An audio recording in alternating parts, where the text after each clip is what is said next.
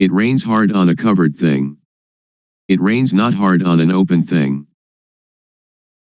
Today we shall talk about how to end dukkha, suffering, according to Buddhism. The Buddha taught that each of us could come to the very important point of the cessation of dukkha. So I shall talk about a simple and direct method of practice according to my own experience. I can assure you that this method can really release you from dukkha. When we talk about a method to end dukkha, the words are one thing and the practice is quite another. The method of practice is a method of developing sati, awareness, in all positions, standing, walking, sitting and lying. This practice has frequently been called satipatthana, the grounds of awareness, but whatever you call it, the point is to be aware of yourself. If you are aware of yourself, then moha, delusion, will disappear. You should develop awareness of yourself by being aware of all your bodily movements, such as turning your hands, raising and lowering your forearms, walking forward and back, turning and nodding your head, blinking your eyes, opening your mouth, inhaling, exhaling, swallowing saliva, and so on. You must be aware of all of these movements, and this awareness is called sati. When you have awareness of yourself, the unawareness, which is called moha, or delusion, will disappear. To be aware of the movements of the body is to develop sati. You should try to develop this awareness in every movement. When you are fully aware of yourself, there arises a certain kind of panya, knowing, in the mind that knows reality as it is. To see yourself as you are, to see Dhamma, actuality, the way things are, the truth of nature, of existence. To see Dhamma isn't to see deities, hell, or heaven, but to see oneself turning the hands, raising and lowering the forearms, walking forwards and back, turning and nodding the head, blinking the eyes, opening the mouth, inhaling, exhaling, swallowing saliva, and so on. This Rup Nam. Rup is body, Nam is mind. Body and mind are dependent upon each other. What we can see is Rup, and the mind that thinks is Nam. When we know Rup Nam, we know reality as it is. When you see with the eyes, you should be aware of it. When you see with the mind, you should also be aware of it. Dhamma is yourself, everyone is Dhamma, whether male or female, Thai, Chinese, or Westerner, each is Dhamma. The practice is with us, and the teaching of the Buddha can really lead us to the extinguishing of dukkha. Individuals are Dhamma, Dhamma is the individual. When we know Dhamma, we will understand that everything is not as we think it is. Everything is samyuti, supposition. This is the panya that arises so that the real teaching of the Buddha can be realized. Whether the Buddha existed or not, Dhamma is there. When you really see this, you will be beyond your superstitions. Once you that Dhamma is yourself, it is you that lead your own life, not anything else. This is the beginning of the end of dukkha. Next we try to develop sati in all our movements in daily life. For example, when we make a fist or open it, we are aware of it. And when we are aware of all our movements, then not knowing, or moha, disappears by itself. When there is awareness of ourself, there is no delusion. It is like pouring water into a glass. As we pour the water in, it displaces the air, and when we have filled the glass with water, all the air has gone. If we then pour the water out, air instantly goes back into the glass. Just so when there is moha, sati and panya cannot enter. But when we practice the developing of sati, doing awareness of ourselves, this awareness displaces moha.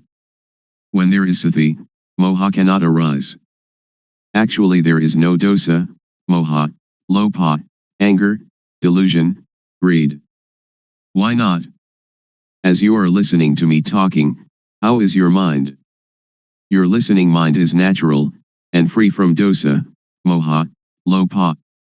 Now we come to know sasana, religion, Buddha sasana, Buddhism, papa, sin, and punya, merit.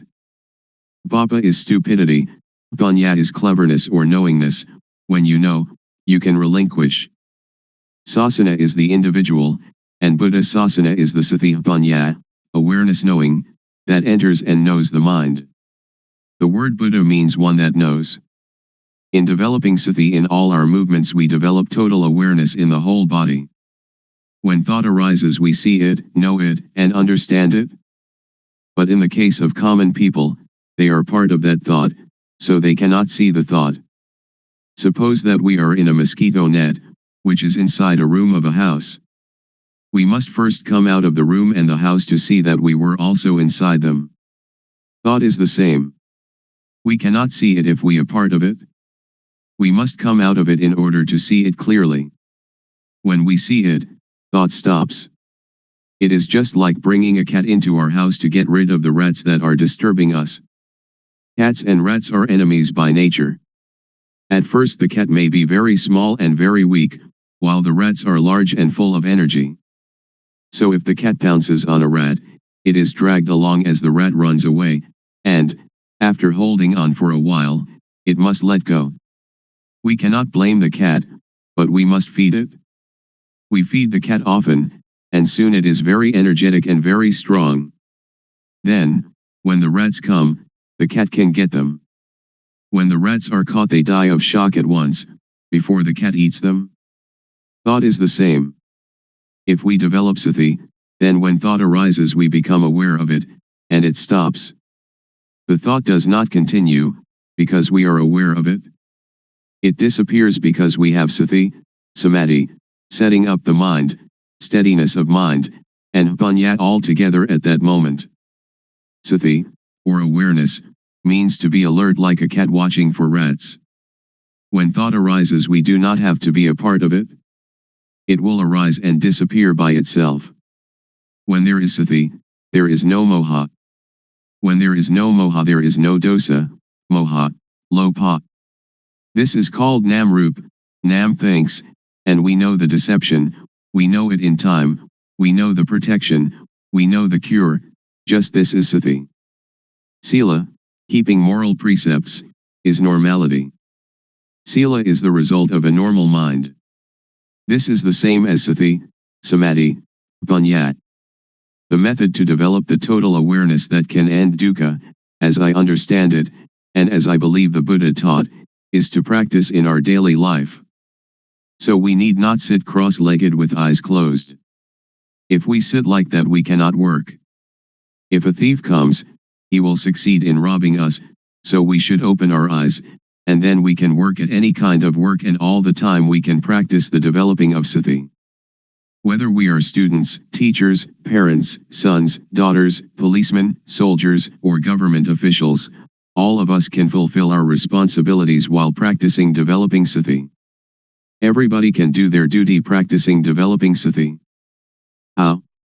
Since we do not sit with eyes closed, we can go on with our duties and see our mind at the same time. The mind has no real self. As soon as it thinks, we see it, we know it, we understand it. To develop sati is to shake the knowing element of a person. Everybody has the reality in their own mind, but if we cannot see it we do not understand it, but it is still there. Now if we look we see it.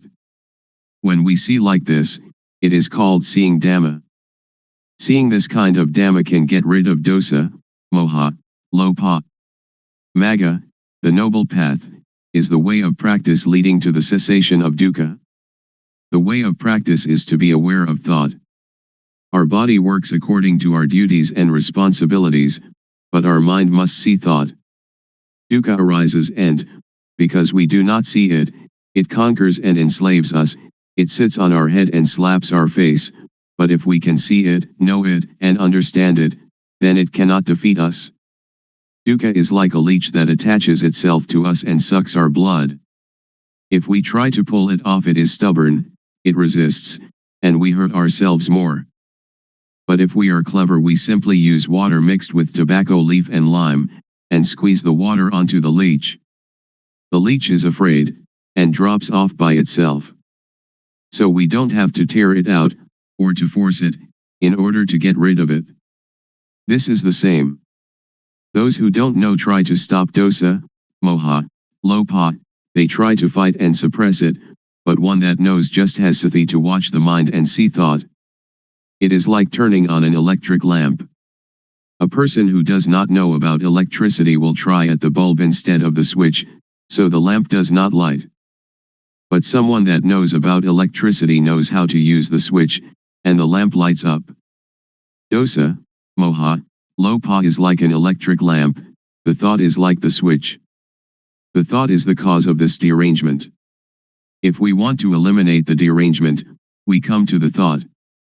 When we have sati watching thought, dosa, moha, lopa cannot arise. Actually, there is no moha, no lopa and no dosa. We touch the switch here in order to have light there. We develop sati here in order to end all dukkha.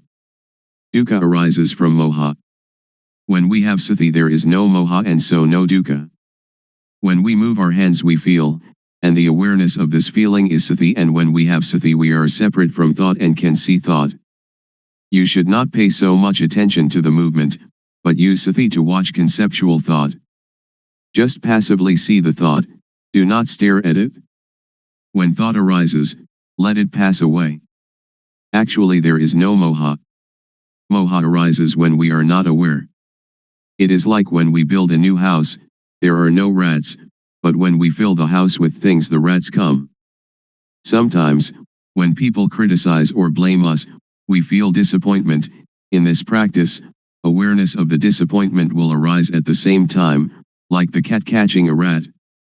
When we can maintain our mind in this way, dosa, moha, lopa cannot arise. When thought, suffering, or confusion arise, do not try to stop it, but observe it, and we will understand its nature. As soon as thought arises, sweep it away immediately and come to be with the awareness. Thoughts, suffering, confused mind, they will go by themselves. Any time that thought arises we know it, even while sleeping. When we move our body while sleeping we also know it. This is because our awareness is complete. When we see thought all the time, no matter what it thinks, we conquer it every time. Those that can see thought are near the current to nibbana, extinction of dukkha. Then we will come to a point where something inside will arise suddenly. If the thought is quick, panya will also be quick. If the thought or emotion is very deep, panya will also be deep. And if these two things are equally deep and collide, then there is the sudden breaking out of a state that is latent in everybody. With this occurrence the eyes, ears, nose, tongue, body, and mind are detached from sights, sounds, smells, tastes, touches, and mental objects. It is like uncoupling the drive mechanism of car. When the parts become independent of each other, the car, although it still exists, can no longer be driven. When this state occurs we do not die. We can still work according to our duties. We can eat, drink and sleep. But now, by the law of nature everything is void, and this is the unchangeable law. Suppose there is a rope drawn tightly between two posts, and we cut it in the middle, so that the rope falls apart. If we want to tie it together again, we cannot. If we untie it from a post to tie it in the middle, then we cannot tie it to the post again. This is like the six senses of one that realizes their original nature. When their eyes make contact with an object there is no attachment, just as a screw that is stripped, without threads, cannot become attached. All of the Buddha's teaching aims to put an end to dukkha.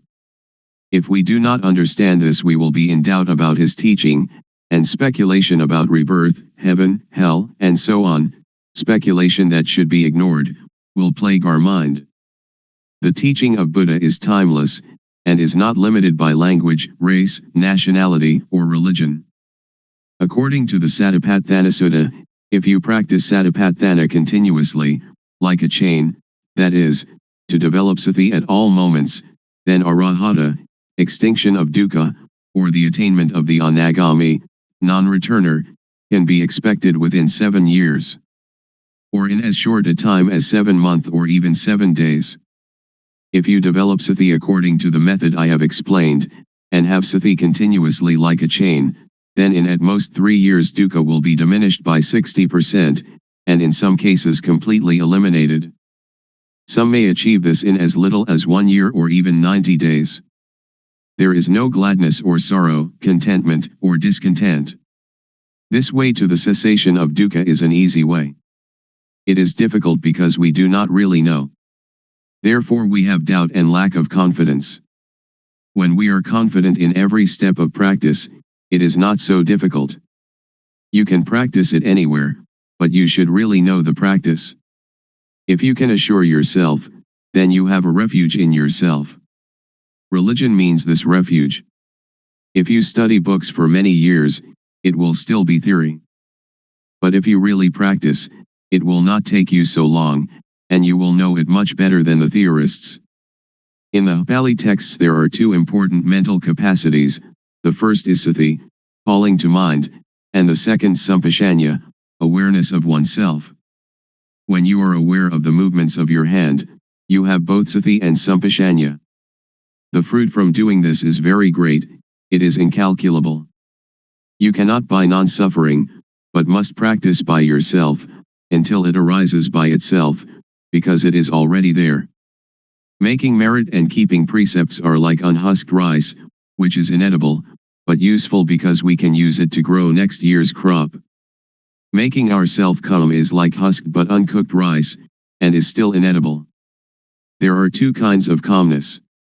The first is samatha, concentration, one-pointedness, calmness, the second vipassana, seeing the true nature of personal existence, calmness. In doing samatha meditation you must sit still, close your eyes, and watch your inhalations and exhalations. When the breathing becomes very subtle, sometimes you are not conscious of the breath, and you feel very calm, but the dosa, moha, lopa cannot be eliminated, because there is still not knowing, and you are not aware of thought. But vipassana meditation can get rid of dosa, moha, lopa, and this kind of calmness can be experienced anywhere and at any time. So we do not have to sit with eyes and ears closed. Our eyes can see, our ears can listen, but when thought arises we see it. This kind of calmness is latent in everybody. Our mind is originally clean, illuminated and calm. That which is not clean, illuminated and calm is not our mind. It is kilesa, defilement. We try to conquer this kilesa, but in actuality there is no kilesa at all. So how can we conquer it? The only thing that we can do is just to see original mind clearly, to encounter the thought clearly. When we see the mind clearly, there is no moha. The word clean indicates the mind's natural state, not stained or covered by anything. We have satipanya penetrate into the mind and see it, knowing it to be stable and unaffected by anything. This is the cleanness of the mind. The illumination of the mind is like having a bright light that allows us to go in safety wherever we may go.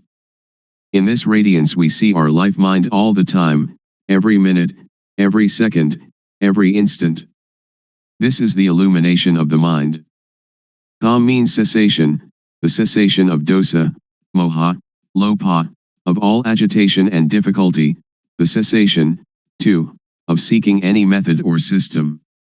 We need no longer look for a teacher because we really know, for and by and in ourself.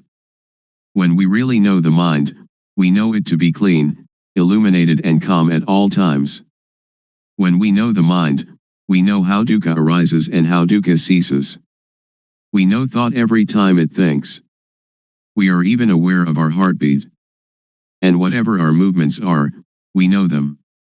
We know by watching naturally, without strain or tension. The knowing is very quick, it is quicker than lightning, quicker than electricity, quicker than anything. The knowing is the same as Hpanya, the same as Satipanya, Sati and Samadhi and Hpanya, they are all the same. The Hpanya really knows everything. Even when the slightest sound occurs, we know it. The wind touches our skin, we know it. Thought arising in any manner, we know it. When the thought is deep, the Hpanya is also quick.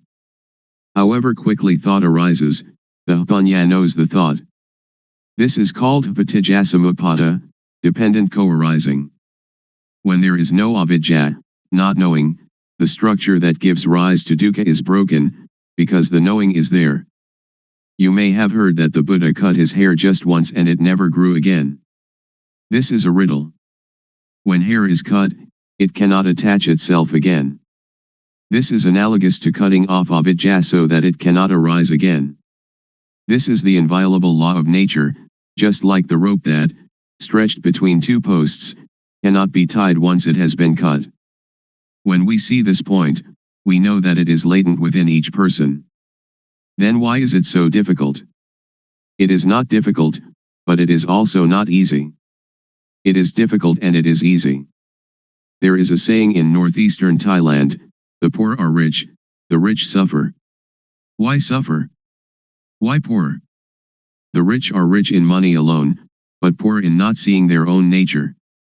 The poor are rich with law of nature. Money cannot bring anybody to this point. Every person has the same ability to reach this point, because everybody has it. It does not matter whether we are woman or man, Thai, Chinese, or Westerner, and it is not dependent on religious belief. We all have the same original mind. This is the law of nature, just as everybody is composed of the same four elements. I can assure you that each and every person can practice, but you must have a sincere mind. I believe the saying that Dhamma existed before the arising of the Buddha. The Buddha was the first one to discover it. Before the Buddha, Dhamma was concealed.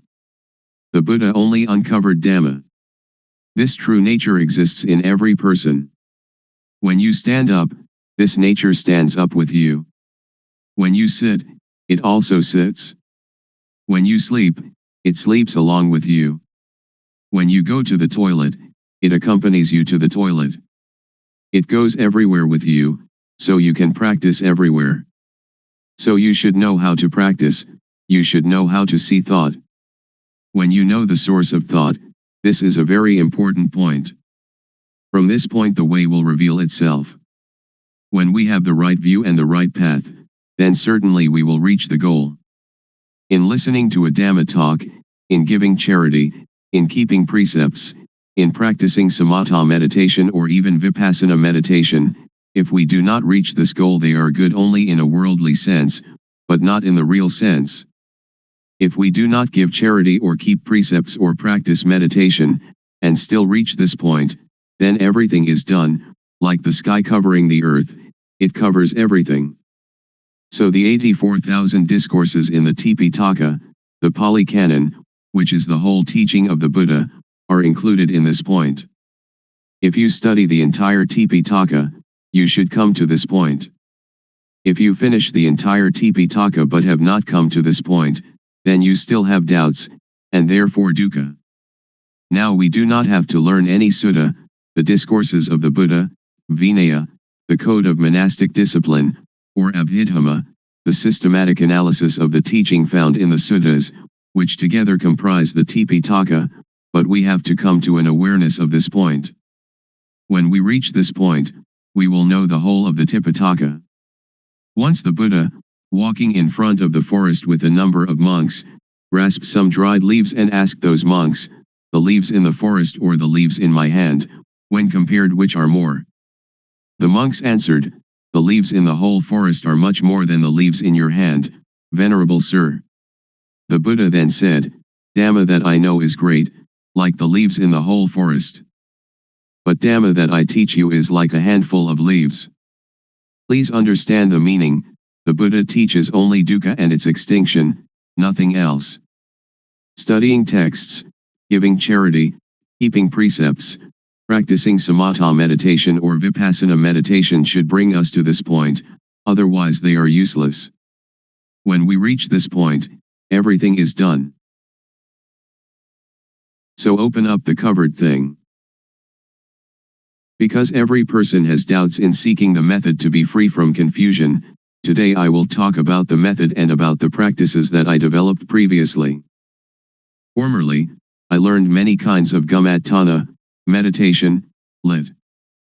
Working ground, such as inhale bud, exhale, do, and sitting cross-legged with eyes closed, all sorts of methods like that.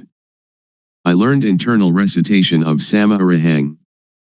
And I practiced the method of the rising and falling of the abdomen. This is also a method of inhalation and exhalation. And then I came to the method of breath counting, yet another practice of inhalation and exhalation.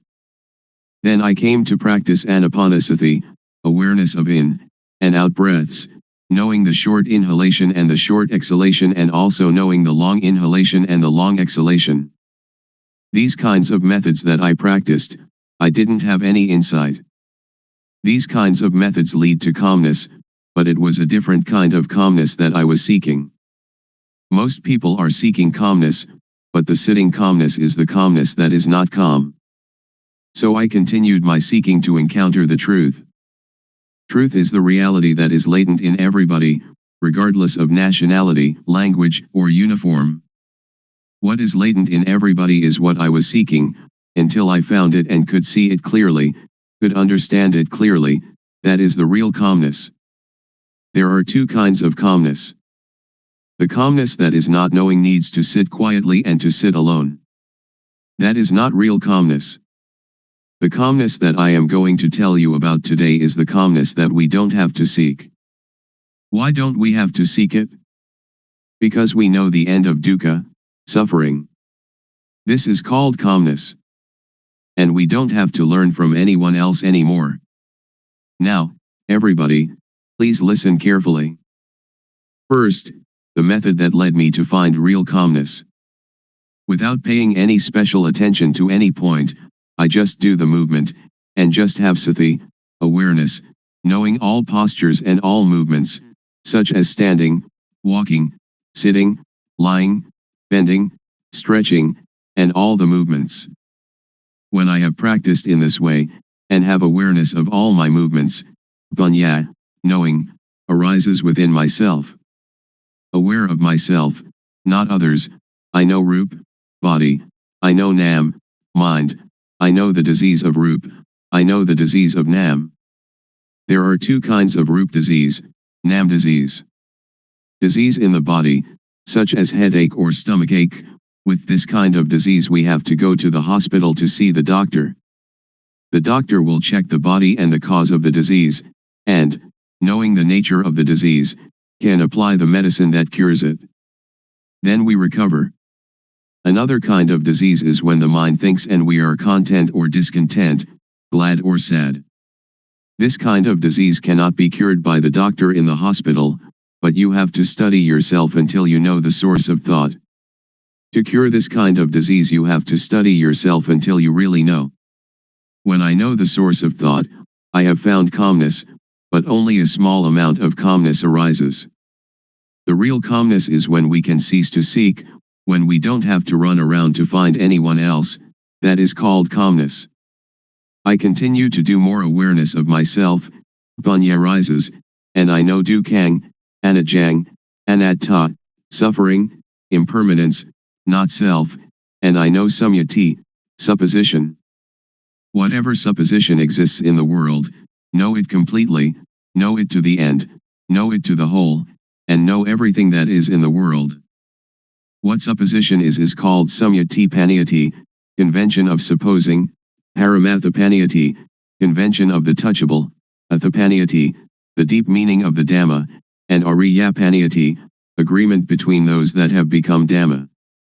We have to really know these four conventions completely, really know them to the end, and really know them to the whole.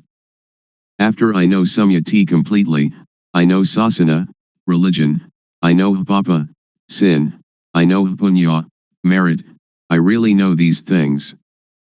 Usually we attach to samyati, such as we attach to Hinduism, Buddhism, Christianity, or Islam. These things are only samyati. The real religion is everyone. Buddha Sasana, Buddhism, is satapanya, awareness knowing, which is in everybody. I can assure you on this point. When I know myself, I know everyone is like myself, because everyone can know. Now I will talk more about vipapa. Vipapa is when one doesn't know oneself.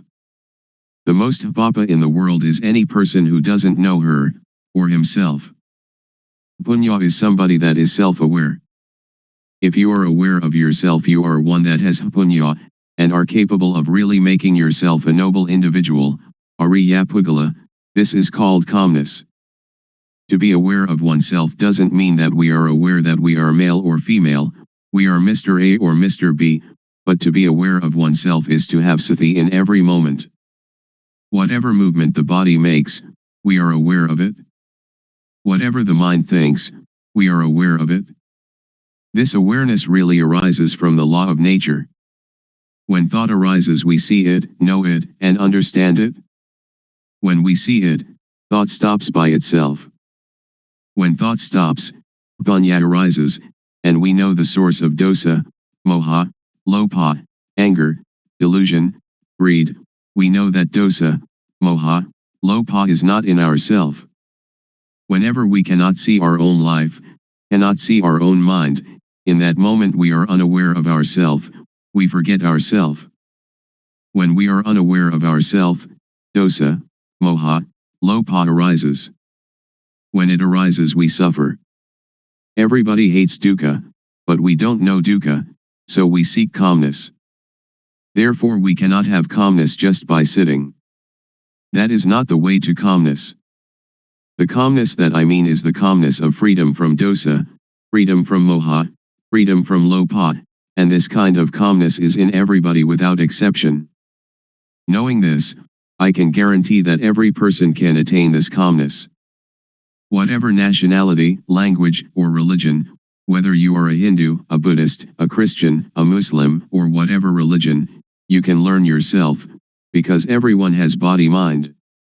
All of you sitting here now and listening to my talk, the mind of everyone is like this. Our life mind is already clean, illuminated and calm, but when we say that the mind is clean, illuminated and calm, we just imitate the words of others, we don't really see it.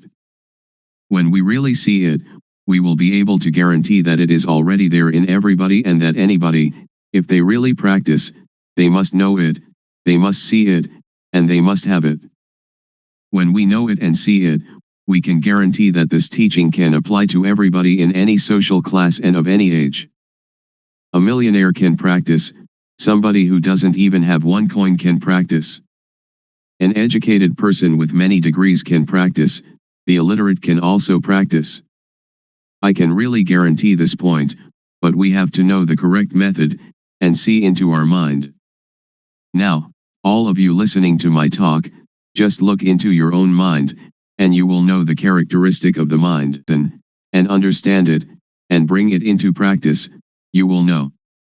When we don't know and we don't understand, it is like the thin grain, or the husk without any grain inside. When we plant it in the paddy field, it has no shoot, it doesn't grow up. This is the same as when people who come to teach don't really know themselves, they teach others, so other people do not know. I will raise another parallel. Suppose that during daytime the sunlight is dull, but actually the sun is always bright. Our mind is like the sun, it is clean, illuminated and calm, like the sun all the time. But whenever we lose our way from the source of our life mind, we will not see where Buddha is, we will not know where Buddhism is, and we will not see where calmness is. When we don't know, we seek teachers, but that is for somebody who doesn't know. If you want to have calmness, or Buddha, you don't have to do many things. Just come to see the source of your own life. When thought arises, don't enter into the thought, but cut away the thought and come out of the thought immediately. Do it like the cat and rat. When the rat emerges, the cat pounces upon it immediately. The thought is the same. When it thinks, sati or panya will know immediately, thought is stopped. Do it often in this manner. Or it is like boxers. When we face the fighter we have to fight, we punch to the eyes. The fighter will not be able to fight us. Dosa, moha, lopa is the same. When we come to this point, Buddha will arise within ourself. Buddha is the mind that is clean, the mind that is illuminated, and the mind that is calm. Each of us, we are not angry for 24 hours, we are not greedy for 24 hours, but only moha, we do not know it. When we come to know this point, we will know more and more. Panya will arise and arise. It is like pouring water into a bottle. The water in the bottle will come up to the brim. When it is full to the brim, we cannot put anything in it. Sati, samadhi, panya, awareness, setting up the mind, knowing, is the same thing. This can be called calmness in Buddhism, or it can be calmness in Christianity, or we can call it whatever we like. Truth is in everybody. When one knows it, one can live in the world without any dukkha, one can do any work without dukkha. Whether one is a teacher or merchant or parent or worker, only when one knows the method of practice, when one comes to the end it will decrease by itself. It is like a leech attached to our skin. We don't have to force, to tear it out, but just bring some lime and tobacco leaf mixed with water, squeeze it onto the leech, and the leech will detach by itself. When we come to know this point we will have no doubt, and we don't need to seek any more teachers. We will know that the end of dukkha is here. Today I have talked about truth, appropriate to the time. I will finish talking now. Anyone that has any questions, feel free to ask. Audience. Why are people neurotic? Luangpor. Because we think a lot and we never see thought. We only see outside ourselves, that this person is rich, that person poor, this person beautiful, that person not beautiful, somebody who has a car only sees their car, somebody who has jewels only sees jewels, somebody with a watch only sees their watch. They never see their own life, their own mind. This is moha, delusion. To see our own mind clearly, without trying to do anything with or about it, simply seeing it and letting it go, this is the way to freedom from dukkha, freedom from all neurosis. So we should develop sati. Develop means to make much of it. As sati grows, its ability to penetrate into and reveal the mind also grows. If we only practice keeping the precepts or doing calmness meditation, it is still not safe. It is like lighting a candle in a dark cave. The darkness shrinks a little but is still there with us, we are still in the dark, and when the candle goes out the darkness immediately covers everything again. So we should emerge from the cave by having sati all the time, in every movement. This is an easy method. Anyone can do it, and it can be practiced everywhere. Audience. When we see thought and the source of thought, will suffering and all kinds of tension end or not? Luangpor. Not end yet, because we only know it but we still do not do anything with it.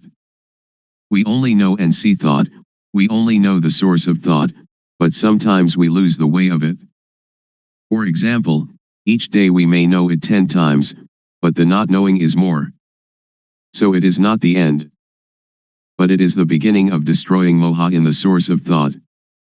Audience. I would like to ask, during Luangpor's practice, before coming to the end, was there any point where you had doubt arising, and was there any sign that released you from the doubt whether there was any more moha or not? Luangpor. It has a sign, but not a physical sign. The sign is that you see yourself and you have no moha. It is as if an overturned bowl had been set aright. Or it is like uncovering something that has been covered over and hidden. Only anyone that comes to this point will know it, and will immediately have no doubt.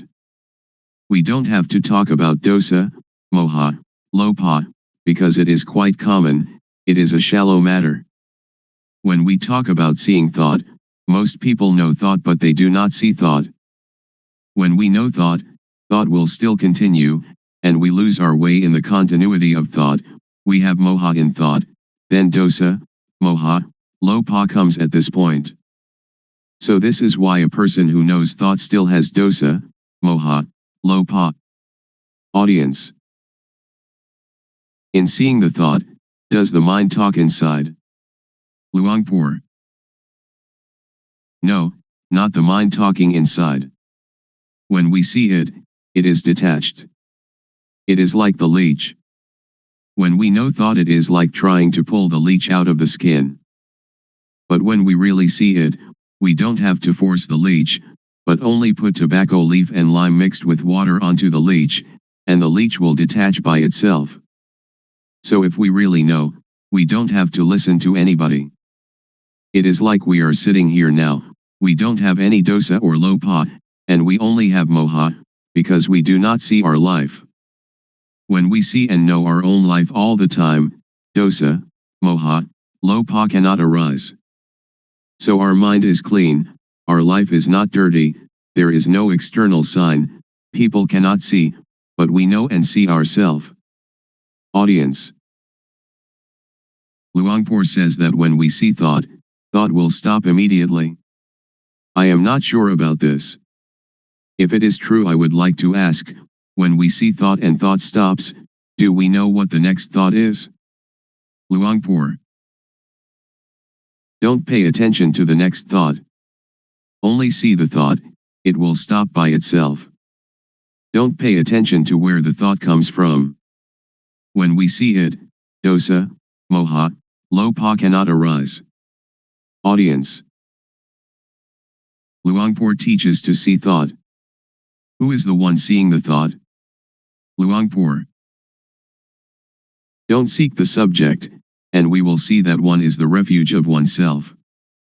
And that is the real refuge. We can either say the person knows, or we can say that Satipanya knows, whatever we may say, because there is no self that we can catch and take a look at. Because to see and to know are two different things. To know is entering into thought, and thought continues. Audience. I have listened to Luangpor, and have the feeling that thoughts, and emotions like gladness and sadness, are something external. They are like rice and curry, which we can make use of, we can eat them, and we can see them. But when these things arise in us, we cannot see them, either thoughts or emotions. This is not a question, but I would like Luangpor to make it clear. Luangpor. To see thought is one thing, to know thought is another thing. When we see thought, we can detach from thought. When we know thought, we still attach to thought. So knowing thought is the knowledge that belongs to avidya, not knowing, the knowledge of a person who has no panya. But with the knowledge of one that has panya, to know and to see can be separated. It is vidya, knowing, or panya. Panya and vidya will separate thought apart, and that is the end of dukkha. So one that has panya knows like this. But I can assure you that all of you here can do it. Please try it yourself. Just to listen you cannot know it. It is only memorizing. If we practice it, we will come to see clearly, to know really. This is our own knowledge, so it is called buddho, which means to see, or to detach. Audience. When we know truth, and we know it clearly, is there any guarantee that, after knowing the knowledge will not disappear again? When we know, do we know for good, or can it disappear? Luangpor. It is something inside us. It does not disappear. Suppose we know our eyes. We have our eyes all the time. This is the symbol that everyone has it and can teach it to others. I can assure you that all of you here, practicing this method, will not take longer than 3 years to know. Audience. Luangpor, would you please give a blessing to all those here? Luangpor. When a monk gives people the moral precepts and a blessing, that is one kind of goodness, but the real morality and real blessing is alertness and awareness of yourself. Please, each of you, practice the awareness wherever you are, at home or the office, in all movements, and that will become the real morality, the real blessing. The real morality, the real blessing will occur when you know, you see, and you understand by yourself, and when you respect yourself. Then it will not rain hard on that. Today is an important day, that we gather to listen to my talk on truth. What I am going to talk about is what I experienced. I have practiced it, and the result it has given me is that I have no doubts. All of you here want no dukkha, suffering, like myself I suppose. In reality, in actuality, there is no dukkha, we suffer only because we don't know it.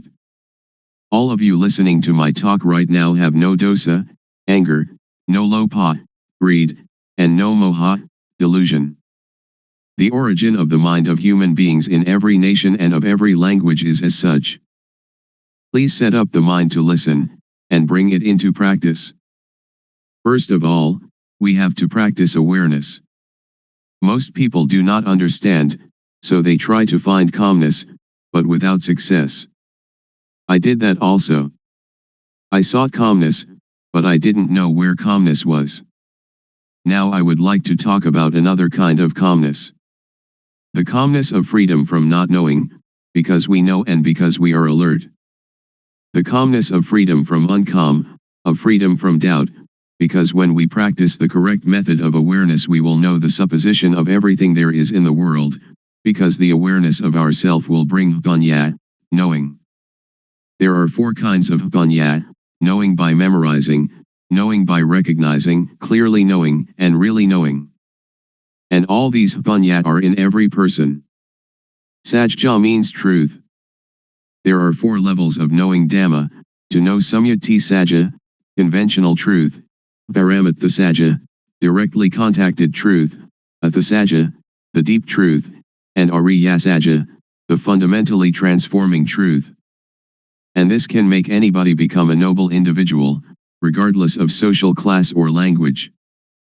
The first step is Sotapanya, the second step, Sakadagami, the third step, Anagami, and the fourth step, Arahant, the 4 stages in the change from being hopelessly deceived to fully freed. Now in the beginning stage of practice, we know Vatu, thingness, we know Paramatha, mind touchable, we know Akara, change in Jess. The mind will change to be Ariya, noble, because we have clearly seen the source of dosa, moha, lopha, anger, delusion, greed, and then clearly known the source of Vedana, sunya, sankhara, vijnana, feeling, percept, conceiving, knowingness. This is called to clearly know and to really know with jnana panya, the knowledge of full awareness knowing, that arises from the developing of sati, awareness. Next, we use sati to see the mind, panya will arise, and we will know the source of kilesa, defilement, stickiness, tanha, craving, heaviness, upadana, attachment, and kama, action. Next, use sati to see the mind again, whatever thought arises see it immediately, and we will know the deception, know in time, know the protection and know the cure. We will know how to conquer conceptual thought. Sila, moral conduct, will occur within our own mind. It is not the person who observes sila, but sila observes the person. Sila means normality. Whenever the mind thinks abnormally we see the thought immediately, this is called sila observing us. People who only keep the precepts will not know this mind's occurrence. So sila is a tool to get rid of crude kilesa, to destroy dosa, moha, lopha, to destroy kilesa, tanha, and upadana. Then sila appears. Samadhi, steadiness of the mind, setting up the mind, is the tool to get rid of the median kilesa. Median kilesa is the attachment to calmness. I have done breathing meditation, which brings calmness, but it is the kind of calmness dependent upon moha. I did that because I didn't know the real calmness at that time. Now I know calmness. Real calmness is clearly seeing, really knowing, and really understanding. This kind of calmness, everyone can do it when they know the source of moha. Whether you are a teacher, student, merchant, or homemaker, you can do it. Everybody needs calmness, and this kind of calmness, whatever kind of work you do, you still have it, because you know the source of moha. We don't have to sit with eyes closed to get calmness, but we can have calmness in this very society. Whenever conceiving thought arises, samadhi will see it immediately. Samadhi doesn't mean to sit with eyes closed. Samadhi means setting up the mind to see our own mind, to see our own work. Now panya gets rid of the subtle kilesa. We know the subtle kilesa when we know the source of thought whenever it arises. Whatever we do now, we have normality in speech and mind. When all these conditions gather, there will arise a kind of jnana, insight knowledge, and it will break apart from the person. Only the one that practices will know. All of you sitting here now have as yet no jnana, but the non-suffering and non-happiness is already there. When we don't have jnana, we don't know it, so we seek calmness. Now, as you are sitting here, look at your own mind. You don't have jealousy, ill will, and aggression. Now your mind is indifferent, not suffering and not happy, beyond good and evil. This state is in everybody, and this is the calmness that everyone is seeking. Somebody who doesn't know comes to teach people. A lot of people follow that person and sit with eyes closed, trying to find calmness. This is trying to get something that doesn't really exist, trying to make something that cannot be real become real. It is impossible. So that is only the state of delusion. Now we come to know the real thing. It is called upekha, indifference, equanimity. It is our own mind. It is like something that is covered over. Now, when we come to see our own mind, it will be revealed. So we don't have to do anything with calmness, because it is already there. The only thing we have to do is know the method of practice. The method of practice is to know the movements of the body. We don't have to watch the movements of our breathing, we have to know the movements of the physical body and then see the movement of the mind. Breathing is never glad or sad, it never hates anybody or likes anybody. What is angry is the mind that is thinking. What is pleased is also the mind that is thinking. So we come to see only this point. To see this point is to be aware of thought. In order to see thought, don't enter thought. As soon as it thinks, detach from thought, like a cat catching a rat. We don't have to teach the cat to catch rats, but whenever a rat comes, the cat will get it. The clear knowing and real knowing is the same thing. Most people understand panya only as memorizing and recognizing. Very few know clearly and know really. Anyone that will clearly know and really know must make an effort always. Wherever they go, they always watch thought, going to the toilet, eating food, whatever they do, they look at thought. When we watch thought a lot, like a cat watching for rats, then when thought arises, sati or panya will clearly see immediately. This is called panya, getting rid of the subtle kilesa. When we come to this point, it is like the hidden thing is revealed, and we will know all religion. We will see with self-understanding the teaching of any religion. We will understand Hinduism or Christianity. We don't understand now because we just memorize from the texts. That is only a kind of history. Now we come to study at ourself. Reality is in us. Texts are only the words of other people. We come to see our own mind, and we will be another knowing individual. I will stop now. Anyone that has questions can ask. Audience. Luangpor teaches that when we go to the toilet we also watch thought. Shall we watch our walking, or shall we watch thought, or what shall we watch? Luangpor. Thought arises even when we do not pay attention to it. So when it arises we will see it, we will know it, we will understand it. If we pay too much attention trying to see it, it will not think. So we should practice in an indifferent, detached way. When it thinks we will know. Samadhi is also awareness. When you are aware of yourself, that is samadhi. When it thinks and you see thought, that is samadhi. Audience. When I sit I can watch the thought, but when I walk to the toilet and intend to see the thought, when thought arises should I stop walking and see the thought or what should I do? Luangpor. You don't have to stop walking, just be aware of yourself. When we are aware of ourself, that is samadhi. Whatever movement we make we will know it. Unintended thought will arise by itself. If we do not see it we will attach to it, and this is dukkha. So we come to know the cause of dukkha. Normally our mind is indifferent. It can think without dukkha, and we know that it thinks without dukkha, but when we do not see thought we follow thought, we enter the cave, and that is dukkha. To see thought is difficult for somebody who doesn't understand, but it is easy for one that understands.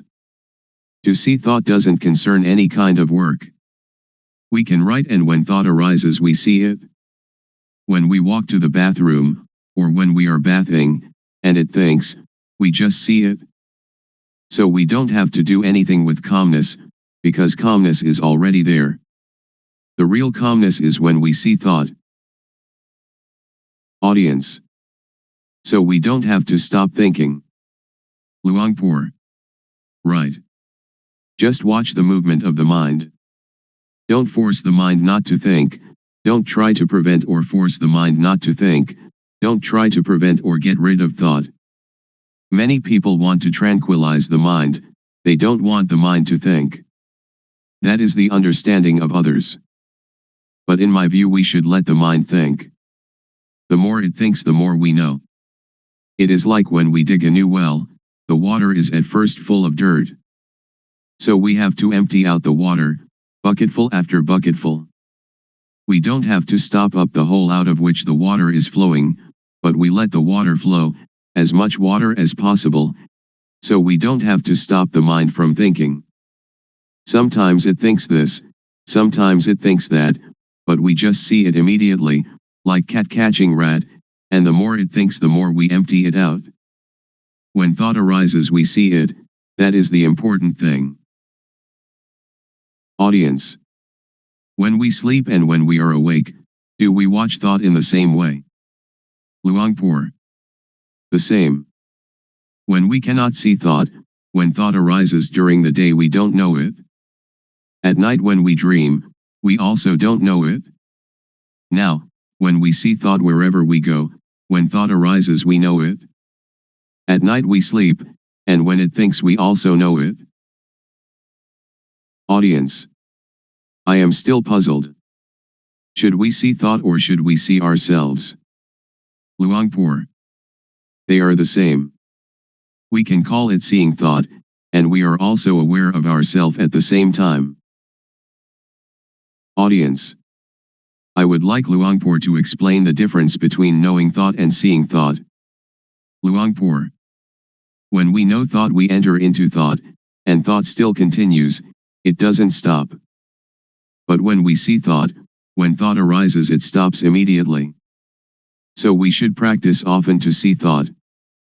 There will arise yana banyat. Do it like boxers. Every boxer wants to be world champion. Boxers need to be very quick. Dosa, moha, lopa is quick in one way, sati, samadhi, banya is quick in another way.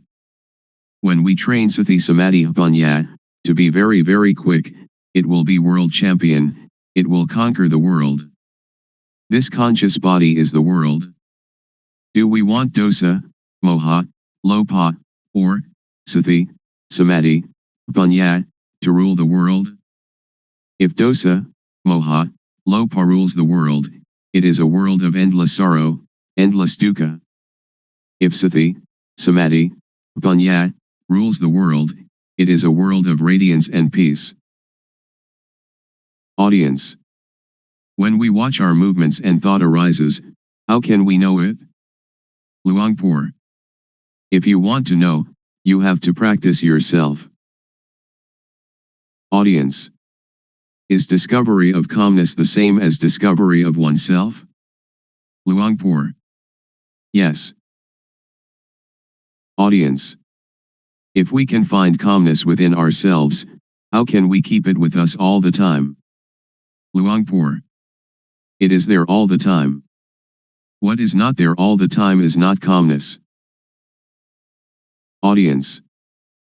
People have kamma and kamma disturbs us. So how can we be calm? Luangpor. No, not in that way. We just think ourselves.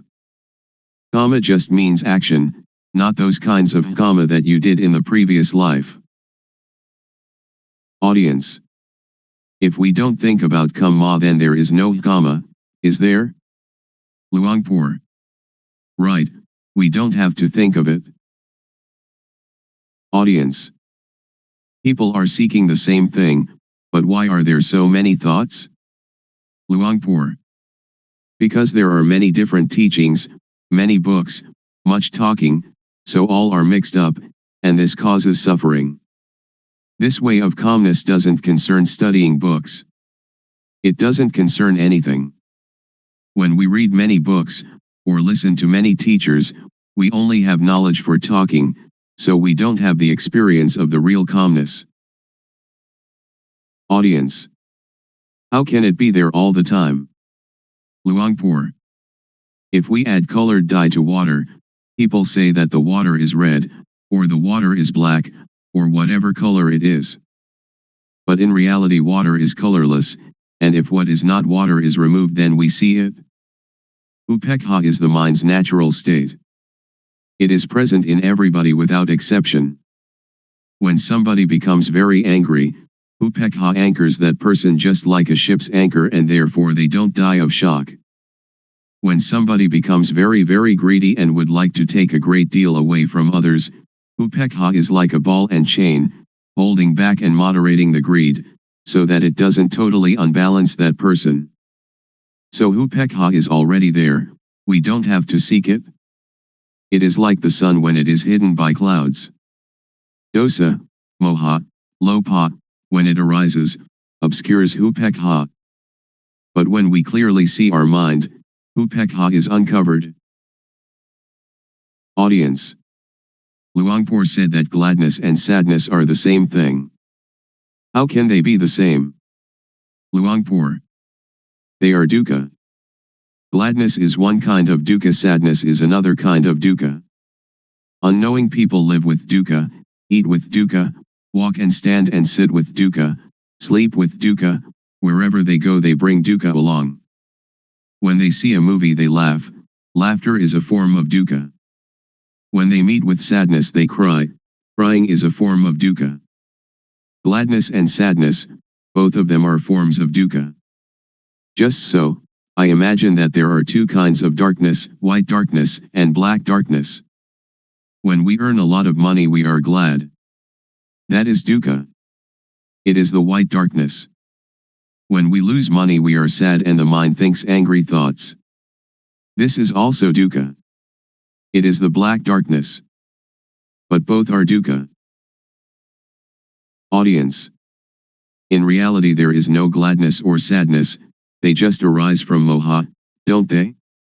Luangpor. Just like that. Audience. Luangpor said that all kinds of gladness are dukkha. Is there some kind of gladness that is not dukkha, for example love between husband and wife? Luangpor. All are dukkha. Audience. How about gladness in Dhamma, or sometimes when we look at the sunshine we feel happy? Luangpor. That is not dukkha, not suffering or happiness, not gladness or sadness. It is indifference, equanimity. Audience. I would like Luangpor to explain the thing that is called love. For example, a woman and man who are going to get married. Luangpor. Somebody who doesn't know dukkha will approach dukkha, and dukkha will teach its lesson. Audience. When we see thought, it stops. So during which time do we see the three characteristics, anicca, dukkha, and anatta? Do we see them when we see thought, or before seeing thought, or when we think of them? Luangpor. When we think of them, that is not seeing with yana panya, it is just memorizing or recognizing. After we clearly know and really know, we don't have to ask anyone. Audience. How about the intention to do something? Suppose that somebody says something bad to us, and we have the intention to harm them. Luangpor. To harm is stupid. When we know the states of suffering and of happiness, we do not want anybody to suffer. We will help all to live without dukkha. Audience. When I am going to give money to beggar, I know my thought, which is to give money. To see that thought, is that called panya? Luangpor. That is not called panya, it is called knowing from memory. All of us have mind, so before doing or saying anything, just look at our mind. Our real mind or real life doesn't hate anybody and doesn't love anybody. When we hate or we love, that is kilesa arising. So just come to see the mind at the beginning, and dosa, moha, lopa will be destroyed. After that, vedana, sunya, sankhara, vijnana, will still be there, but they are pure and have no dukkha. Continue to see the mind. We will see kilesa. Kilesa is like gladness and sadness. When we like something and we give it to somebody, it isn't that this is not kilesa, because we like the person that we give it to, we give it with kilesa, we don't give with indifference. Ra, venerable, noble, is indifference. Ra means one that teaches others to be indifferent. Audience. When we give charity, we usually think of metta, loving kindness, and karuna, compassion. So where is karuna and where is metta? Luangpor. Those are just words for talking. It is not Dhamma. It is social. Audience. If we don't have metta and karuna, how can we have the motive to do good for others? Luangpor. That is the beginning stage, or the foundation for ethics of the world. Audience. In the case of Luangpor, who is trying to help us to be free from dukkha, isn't it the metta of Luangpor? Luangpor. Not metta. Anybody that would like to have Dhamma, just accept it. We don't have gladness or sadness. It is like when we see someone that is drowning, we jump into the water and help them without thinking anything. Audience. When that person sees someone drowning and helps immediately, is it the result of social ethics or is it their own nature? Luangpor. It is their own nature. But when we try to help other people, we don't see our mind, but the nature of the mind is already there, the indifference is already there, we never come to see it and we try some other way. That is why we don't have real calmness. Visible here and now. Calling to come and see. The Dhamma of an instant. Today I would like to bring to you the truth, as I have heard it from the elders, who passed this truth on from generation to generation. It may be that you've heard it, it may be that you haven't. When listening, please set up the mind to listen, listen with sati, samadhi, panya, awareness, steadiness of mind, knowing. Consider these words, and find their actuality at last. In everything that happens there must be cause and effect. For example, the cause is that we go to work, the effect is that we earn money, the cause is that we go to study, the effect is that we gain knowledge. So the knowledge is the result of the study. Therefore the cause is to be diligent and the effect will be truly useful. The elders used to teach that the cause is developing sati, awareness, the result is the knowledge that arises. They have said so. Whether or not the Buddha talks in this way, or whether or not your parents and teachers talked in this way, make the experiment, and discover for yourself whether it is true or not.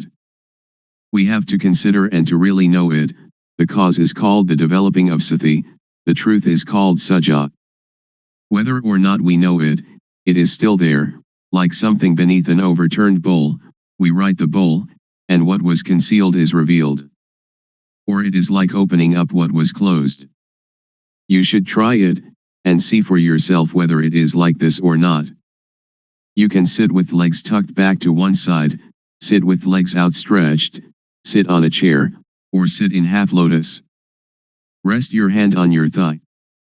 Now turn the hand up onto its edge, having awareness of doing it. Turning the hand is the cause, the awareness of doing it is the effect. Turn the hand back down, having awareness of it. The cause is turning the hand down, the effect is the awareness that coincides with the movement. Turn the hand up, being aware of the movement. Turn the hand back down, being aware of the movement in the movement. The cause is turning the hand up and being aware of it, and turning the hand down and being aware of it. The effect is that the knowing will accumulate. So when you are doing this, are in the rhythm of it, developing sati, you can say it is the same as the Buddha's teaching, the same as the elders' teaching. You should develop sati.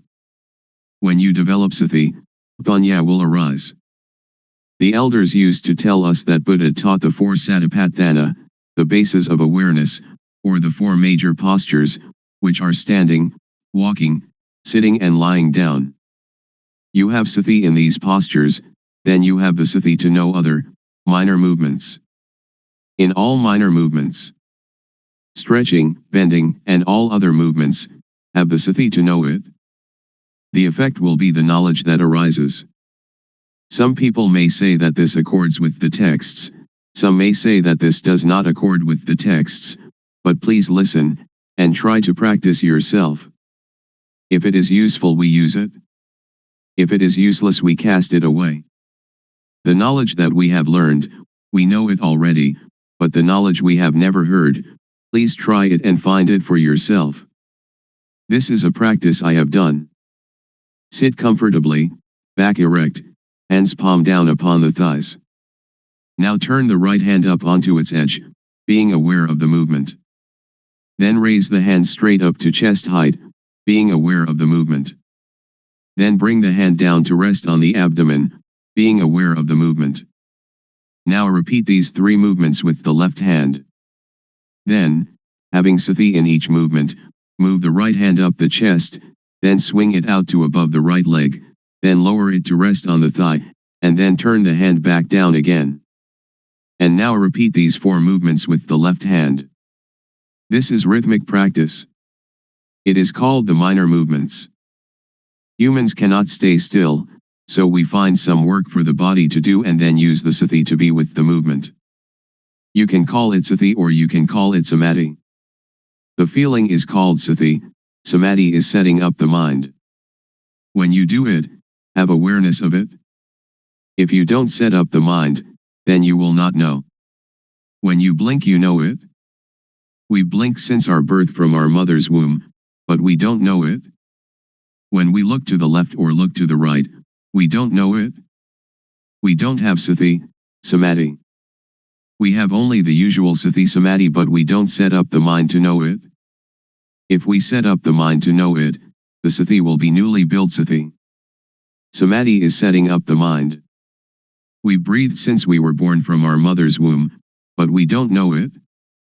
Now we set up the mind, and breathe in and out, then we know it. When thought arises, then we know it. The knowing is caused by the developing of sati. So I would like all of you to take this teaching and use it. Ordained, all right. Not ordained, all right. Believe any religion, all right.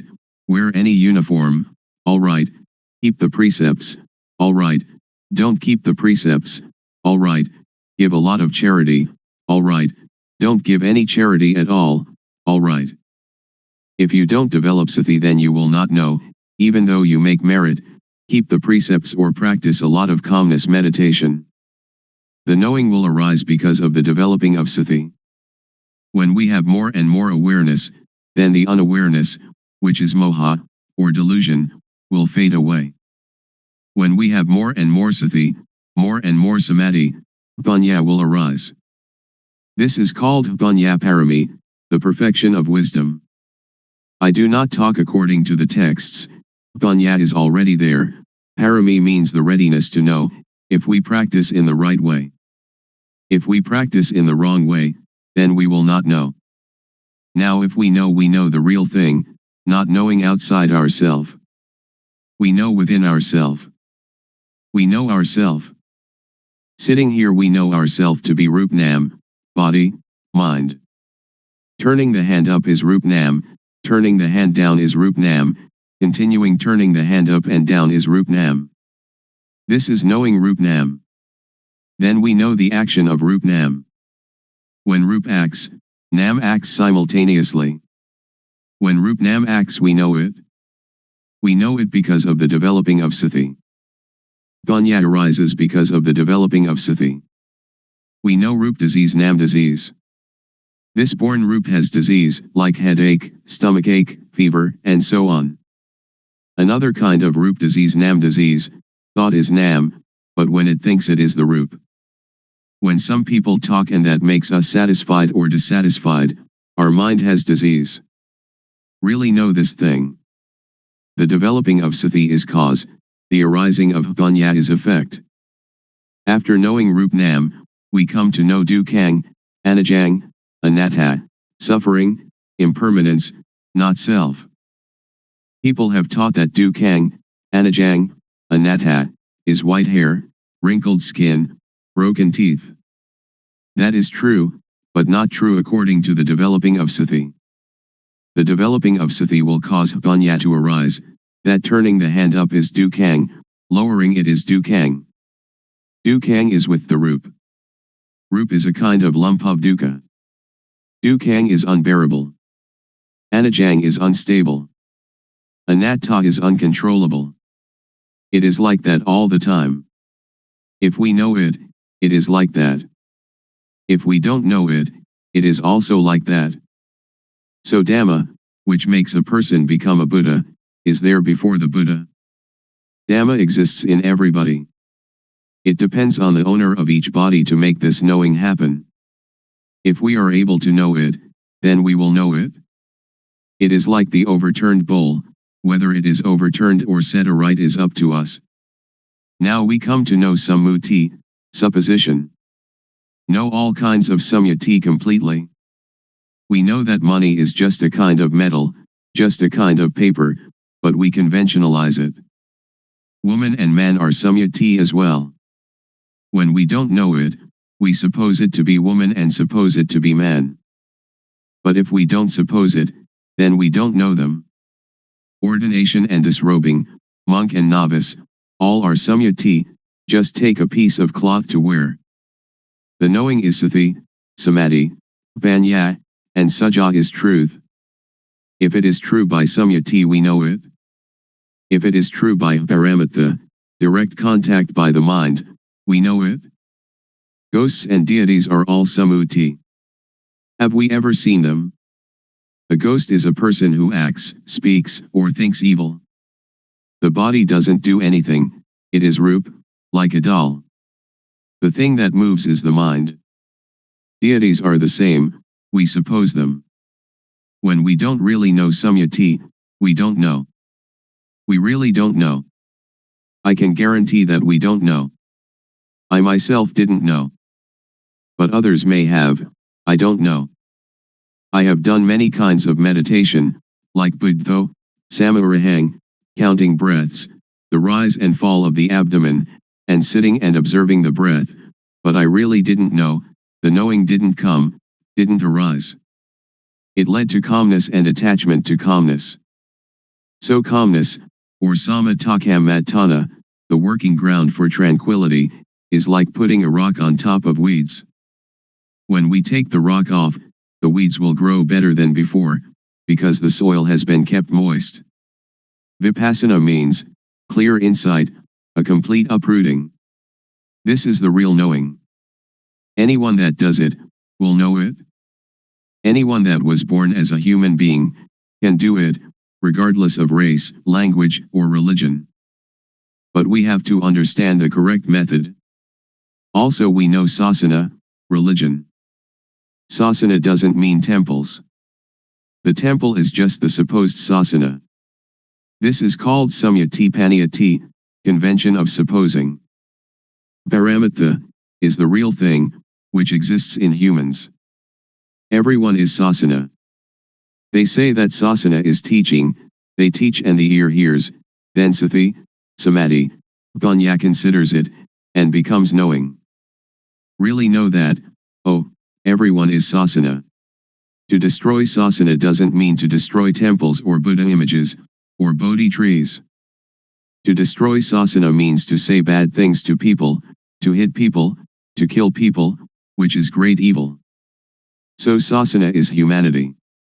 To curse someone is to curse sasana, to injure someone is to injure sasana, that is what evil is. Now Buddha sasana, Buddhism. Buddha means, one that knows. The body is like a doll. Sati, samadhi, panya is the knowing. So Buddha means sati, samadhi, panya, or the mind that is clean, illuminated and calm, which exists in everybody without exception. Now we talk about papa, sin. Papa is not knowing, darkness, stupidity. We fear papa, but why don't we make ourselves realize, so that we will be free of that fear? Panya, merit, is knowing clearly. People, when they come too close to monks, they fear papa. It is as if monks are the papa itself. That is just samyati. Now we don't have to fear papa. If we cannot conquer papa, then we will have no chance and no time to conquer it. Don't fear papa, but try to conquer papa. This doesn't concern making merit, keeping precepts, or vinaya, the code monastic discipline.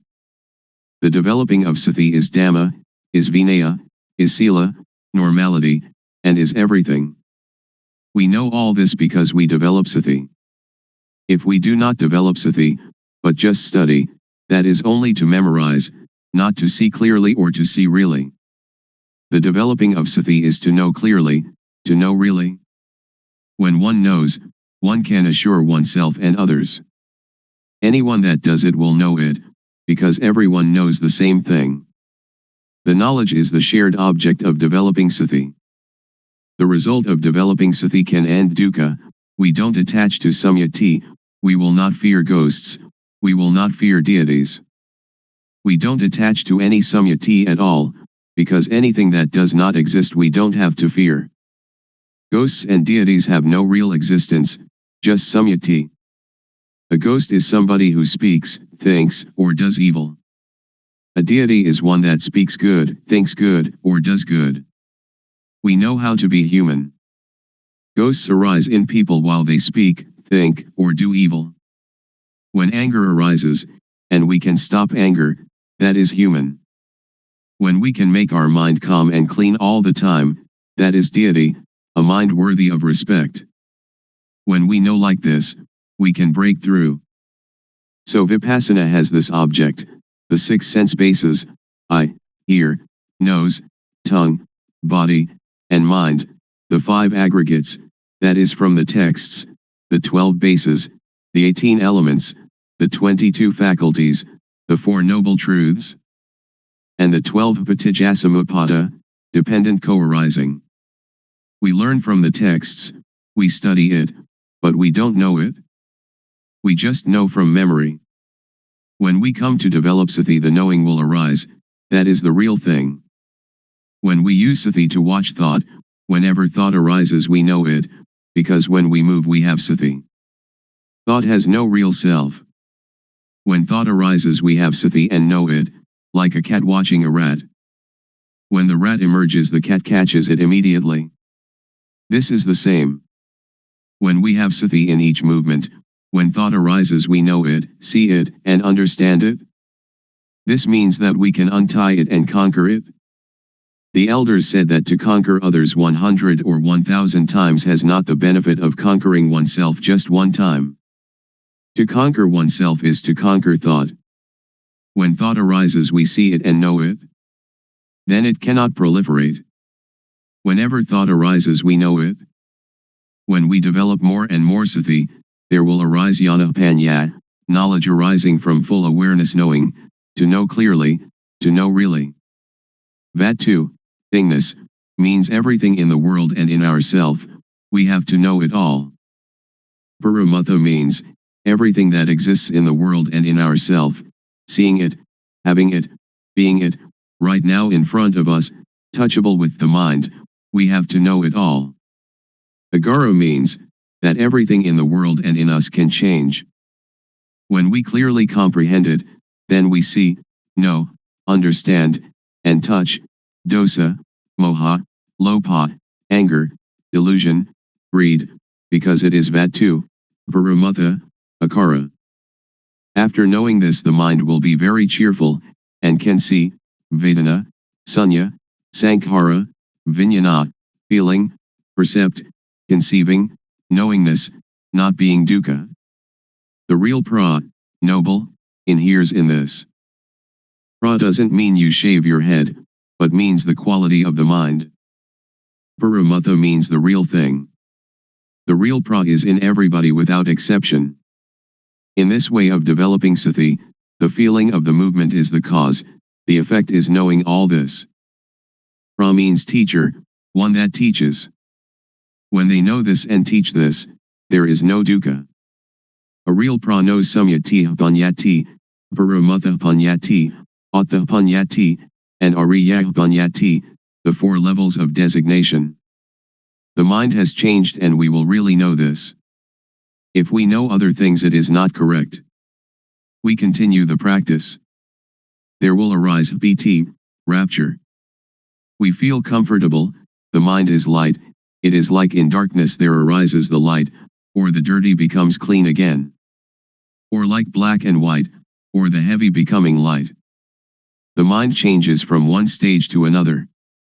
When the knowing arises, the not knowing disappears immediately. When the quality of the real pra arises, the quality of not being a pra disappears immediately. When the quality of being deity arises, the quality of being ghost disappears immediately. When the quality of being human arises, the quality of being other disappears immediately. It arises and substitutes for the other. This is called to be born here and die here. Not being born from the womb of the mother and dying physically, that is another thing. That is also the supposing of dukkang, anajang, anatta. Continue the practice. It will be like a pot of water, which has filled to the brim, is now having water removed. When the knowing arises, sati will be reduced, not full like the previous stage. In the practice our awareness is full, but when the knowing arises it will attach to the knowing, it will attach to the object. When the object arises we have confidence, and it enters into our memory in the brain and is never forgotten then on. I have known this since I was 46, but I haven't forgotten even a little. I know Rupnam in the morning and know the changing of the mind in the evening. I really know this, and I have the confidence to guarantee that it is the teaching of the Buddha. The Buddha taught this thing. Making merit, giving charity, keeping precept, that is good in one way, but learning from the texts, we do not really know how to practice developing sati, how to deal with the mind. A person who doesn't know teaches a person who doesn't know. The result is not knowing. One that knows teaches, the result is knowing, because everybody has it, each can become the real pra, a noble individual. Woman, man, child, if they know it they become the real pra, a noble individual. Therefore the pra is a kind of blessing, because she or he teaches people to know. Blessing means noble. The noble knowledge is called giving Dhamma as charity, or giving knowledge as charity. This is the path of the real noble individual. When we develop sati, and know the movements more and more, jnana panya will occur. When jnana, insight knowledge, arises you will really know, you don't have to remember from the texts. You will know kilesa, tanha, upadana, kama, stickiness, heaviness, attachment, action. Seeing clearly, seeing really, kilesa, tanha, upadana, kama, will reduce or fade away. When we know this point, we don't have to believe anybody. The one that sees it owns it. Suppose that the Buddha comes and tells you that this practice is not correct, you will also not believe him, because it is real. When jnana paññā arises, you have real confidence. When you know this point, BT will arise again. When I knew this point during my practice, I went to sleep. After getting up, I started walking back and forth. The cause is walking back and forth, the effect is that the knowing arises again. I walk back and forth and have the knowing. At that time, there is a centipede running across my path. The centipede is cause, the effect is that I see the centipede. I light a candle and try to find the centipede. When I cannot find it, I bring the candle back, and then begin to walk back and forth again. Walking back and forth is cause, the effect is knowing sila, sila kunda, samadhi kunda, paññā kunda, all that belongs to normality, setting up the mind, knowing. The knowing arises that kunda means, vessel, container, to contain, to fight it. You can fight everything. It is like when the container is good and you go to get water, you can have that water to drink. But if the container is broken, when you go to get the water, you cannot get it. In the texts they call this, ati sila sikha, ati jitta sikha, and ati paññā sikha, the training in the higher morality, higher mind, and higher wisdom. We can compare them, the texts and the experience. This is called sila has arisen, therefore sila is the tool to get rid of the crude kilesa. Sila is already there in us. So this kind of sila doesn't concern keeping precepts, but only concerns the development of sati. When we practice this kind of developing sati, its result will happen in this way. When we know this point, we will understand that sila can really get rid of the crude kilesa. When the crude kilesa is removed, sila will occur. It is like when we plant fruit trees, banana, coconut, or palm, the shoots are already there, but to see them we have to wait until they come up. When we see them, that is the result. Please work diligently and devotedly at developing sati. Whatever people may say, we don't have to pay attention to it. Even though you make merit and give a lot of charity, you will never know this experience. Even though you study a lot, you'll also never know. They do not concern this thing. This can really untie dukkha. When we can cure dukkha, wherever we are comfortable. If we are parents, teachers, children, police, soldiers, monks, novices, or whoever, we will be comfortable, because dosa, moha, lopa disappears, the attachment disappears. But we have to go over this object again and again, so as not to forget. But when you really see it you will never forget it. I have seen it, and I have never forgotten it. Now we come to know samatha, concentration calmness, or doing calmness. There are two kinds of calmness. Samatha calmness is the calmness of not knowing.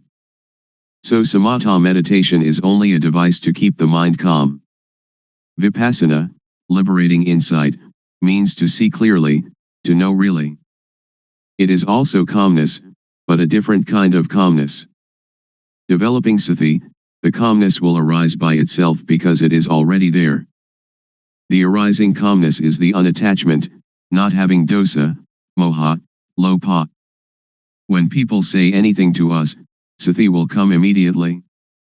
It is like having only one chair but there are two people who are running to sit on it.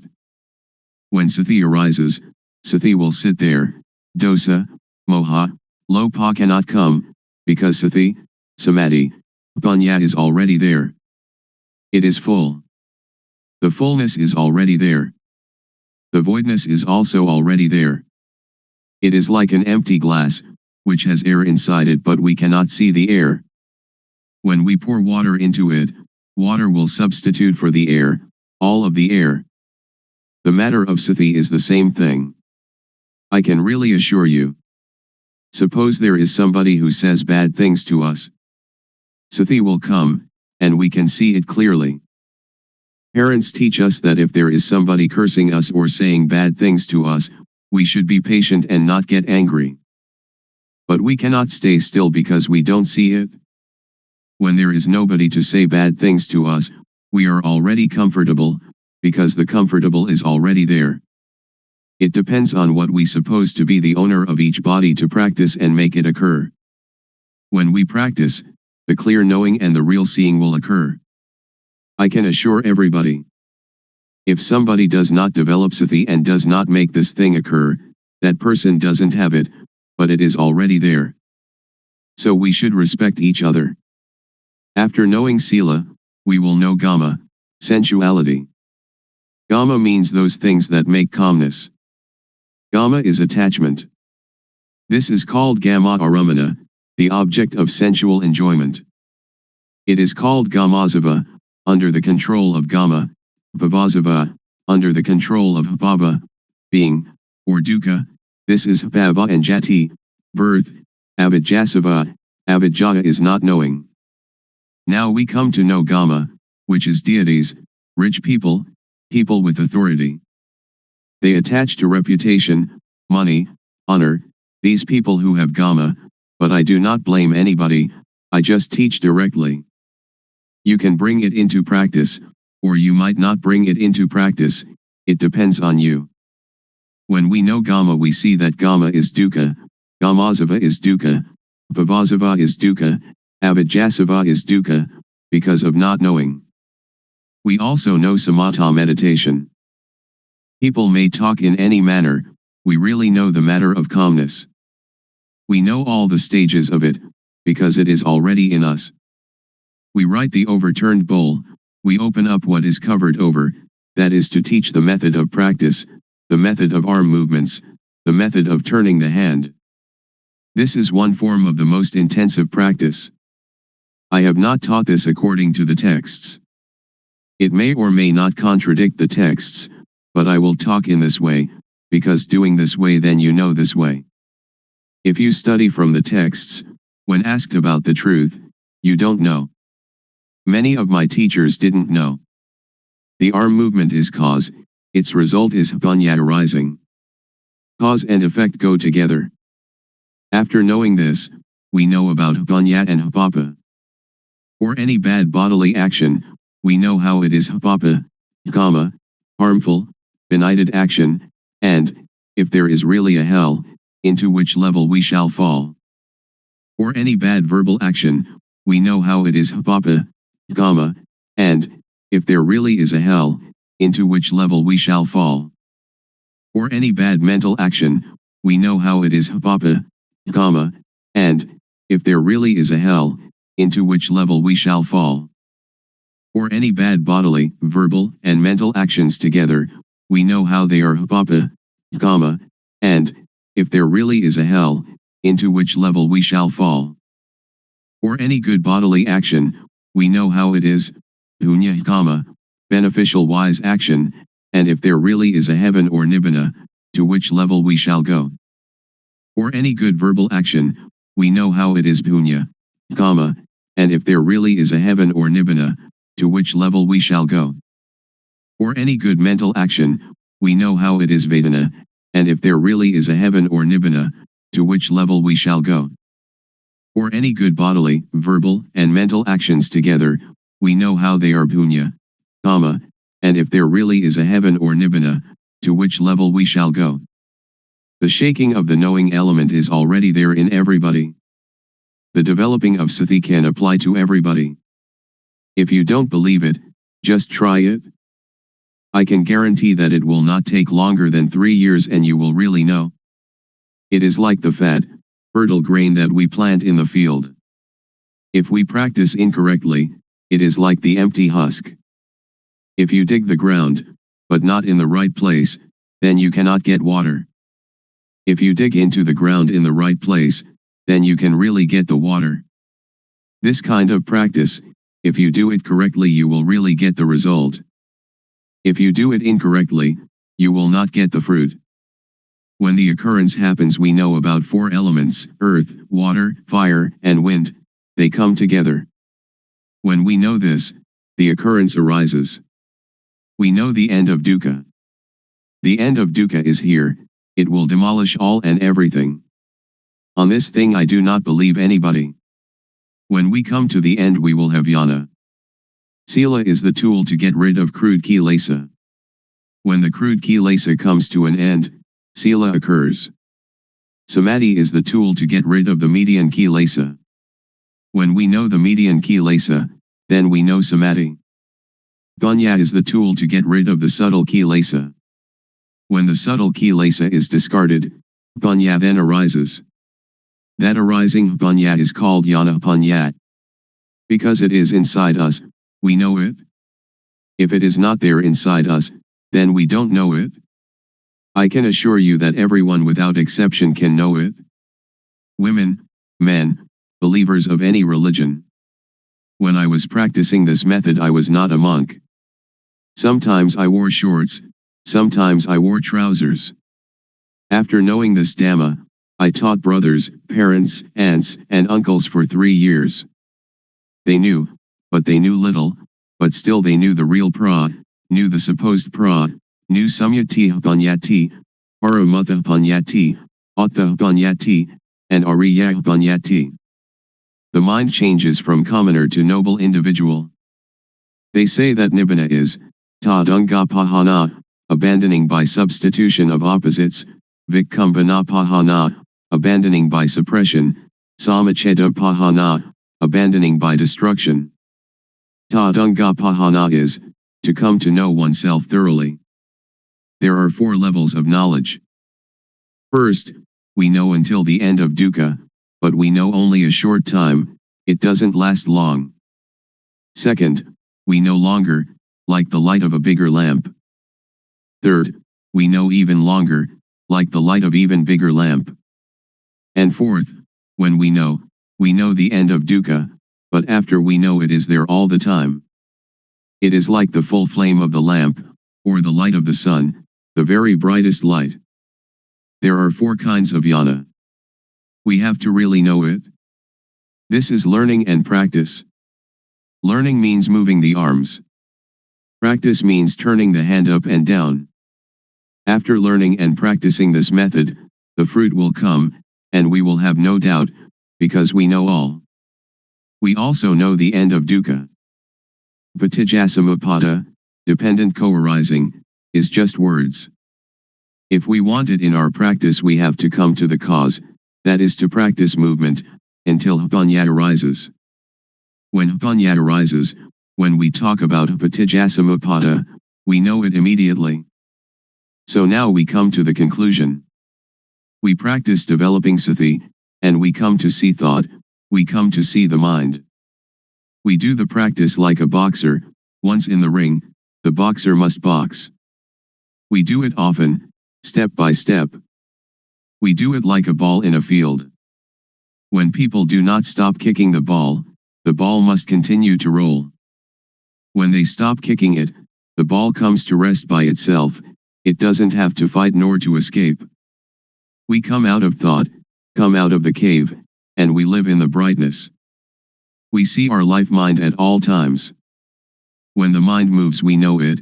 Sathipanya, awareness knowing, is there immediately, like a barrier against all harm. And though the world of others be turbulent and heated, with us the whole world is at peace. Be that way. To be experienced by the knowing each one for oneself. How to practice developing sati. The Buddha teaches us to know our duty. The duty of humanity is to practice Dhamma. The duty of humans is to teach humans to be human. So we should look to ourselves first, we should consider ourselves first, we should teach ourselves first. If we waste our life, we cannot buy it again. If we let our life suffer, we waste it. The Buddha teaches us nothing else than to extinguish dukkha, suffering, but when we don't know, we seek its cessation outside ourselves. But dukkha of that kind doesn't exist. The teachings of the world teachers are like all the leaves in the forest, but those leaves that can be used as medicine are few. Don't take them all, together with their roots and trunks. When it comes to the practice of gamatana, meditation, or vipassana, insight, we should take only that which can prevent dukkha from arising, can extinguish dukkha at its source, can destroy moha, delusion. So we take only the heart. The heart of the teaching I am talking about is to have sati, awareness, to have panya, knowing, to see thought. Whenever thought arises, see it, know it, understand it. Know it in whatever manner it comes, and know how to prevent it from deluding us. Wherever we are, that is where we must practice. Nobody else can do it for us. Wherever we go, we are the one that goes. Wherever we stay, we are the one that stays. Sit, eat, drink, sleep, we alone do it. If we are a person who keeps precepts or gives charity, we can practice. And if we are somebody who never does these things, we can also practice. To help others is good, but it is good only in a worldly way. To practice developing sati, samadhi, panya, awareness, steadiness of mind, knowing, however, is good in every way. So before you teach others, you should train yourself, until you clearly and really see, know, and understand. When you really see, really know, and really are, then you can teach others comfortably. So this practice, we have to learn it ourselves, we have to teach ourselves, we have to see ourselves, we have to know ourselves, we have to understand ourselves, we have to do ourselves. So you needn't be interested in others, just do this movement practice a lot, do it as nothing special, do it without hurry, without doubt, without speculation, do it without expectation of result. Be simple, and just move, one movement at a time, and know. When you don't know, let it pass, when you know, let it pass. Sometimes you know, sometimes you don't know, so it goes, but know. When the body moves, know it. When the mind moves, know it. This practice is a 24 hours a day practice, so relax and just be natural, just be normal. Set up the mind to really practice, and practice comfortably. The method of developing sati in daily life. When we get on a bus or boat, and are seated properly, we turn the palm up, we turn the palm down, we move the hand, or stretch the hand, or run the thumb over the fingertips, and blinking eyes, breathing, swallowing saliva, and so on. Be aware of these movements. This is the way to have awareness returning to ourself. When thought arises, be aware of it, and detach it.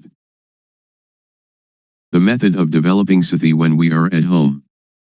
We can sit with both legs gathered back to one side, or cross-legged, or in a chair, or we can sit with legs outstretched. We can stand or lie down doing the rhythmic practice too. When we walk Jangama, meditating while walking back and forth, a length of 8 to 12 paces will do, we must not move the arms, fold the arms across the chest, or clasp the hand behind the back. The method of practice in a sitting position is shown in the stylized illustrations that follow.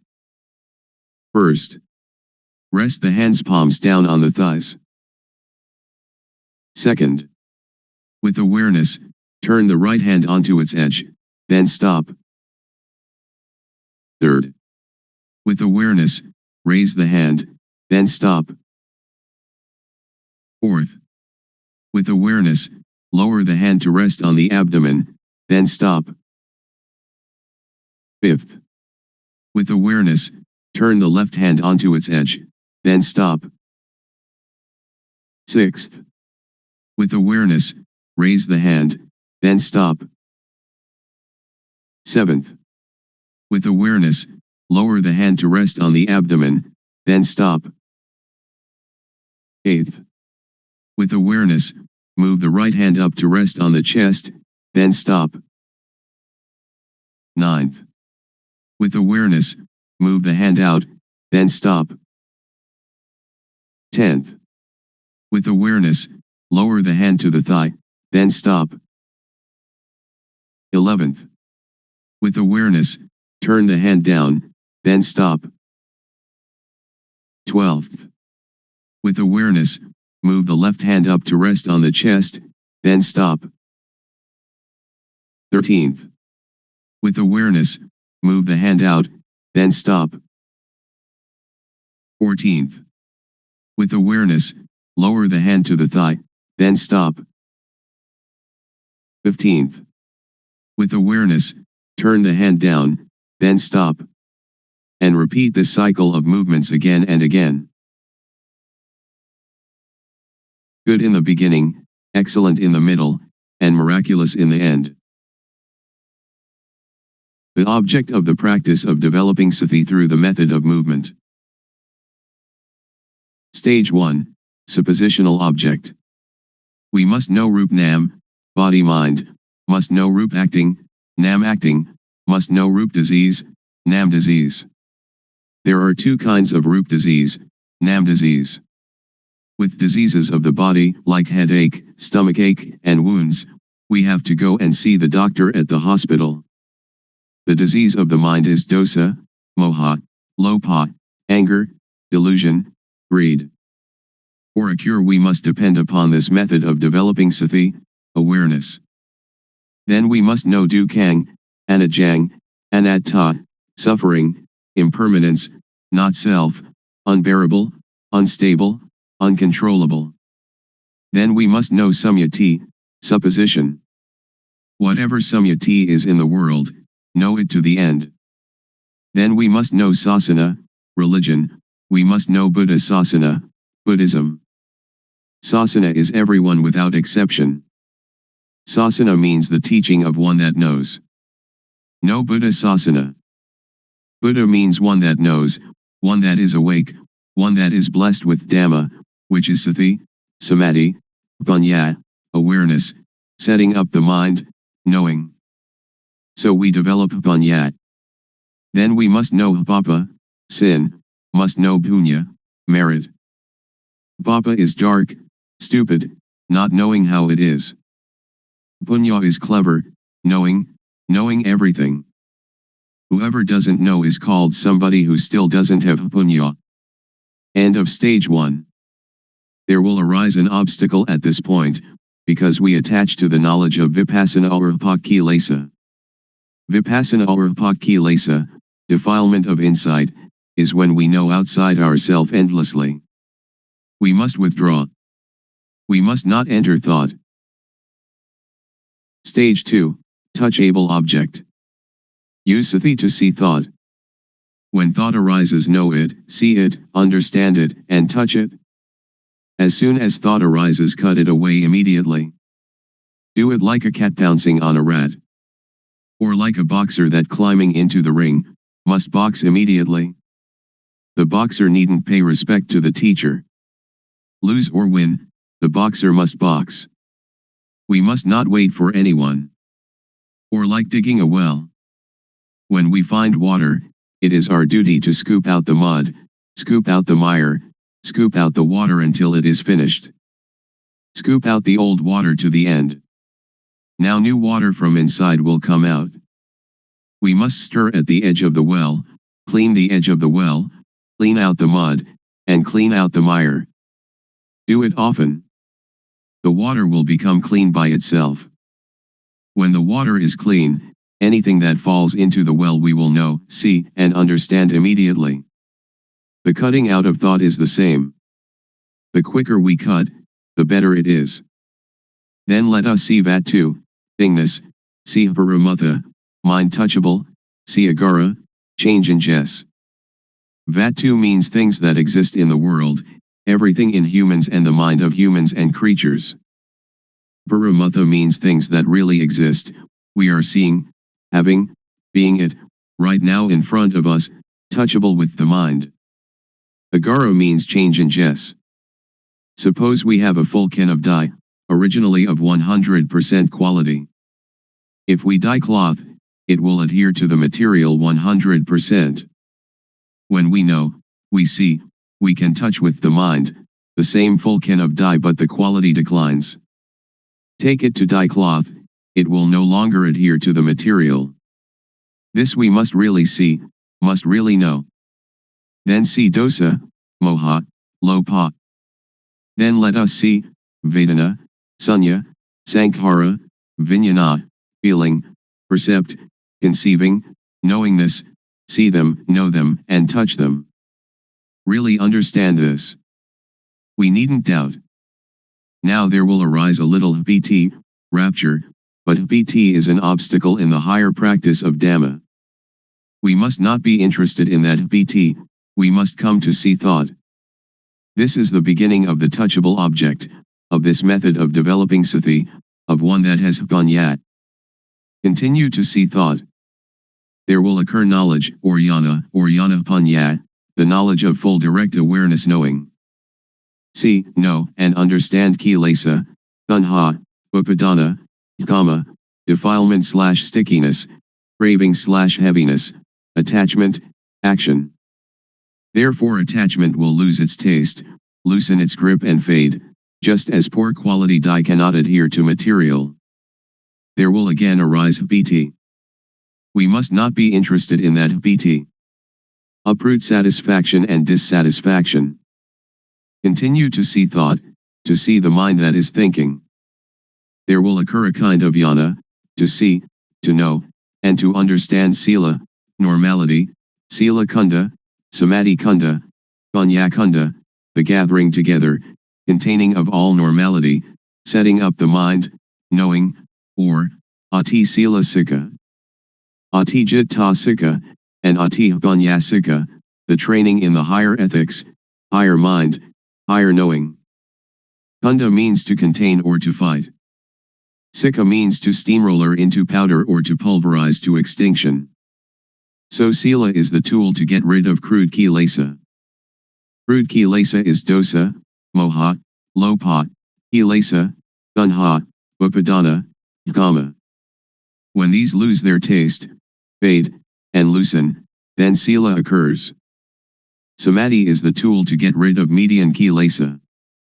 Median kilesa is calmness, which is to see, to know, and to understand gamazava, bhavasava, avijjasava, under the control of sensuality, being, not knowing, because this kilesa is median kilesa, which makes the mind calm. This is one of the objects of this method of developing sati. When we know and see it this way, we will come to know dana, generosity, giving, keeping precepts, and doing gamatana, meditation, from every angle and every corner. There will arise jnana panya in the mind. For a bad bodily action, know how it is papa, kama, harmful, benighted action, and, if there really is a hell, into which level we shall fall. For a bad verbal action, know how it is papa, kama, and if there really is a hell, into which level we shall fall. For a bad mental action, know how it is papa, kama, and, if there really is a hell, into which level we shall fall.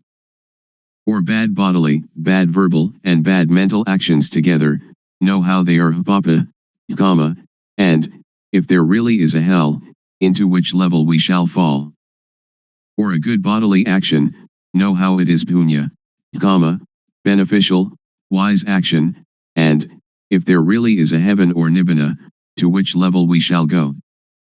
For a good verbal action, know how it is punya, kama, and, if there really is a heaven or nibbana, to which level we shall go. For a good mental action, know how it is punya, kama, and, if there really is a heaven or nibbana, to which level we shall go. For good bodily, good verbal, and good mental actions together, know how they are punya, kama, and, if there really is a heaven or nibbana, to which level we shall go. End of the object of this method of developing sati. It will be the greatest, most wonderful unfolding, which is in the mind of everyone without exception. If we still do not know it now, when the breathing is nearly finished we most certainly must know.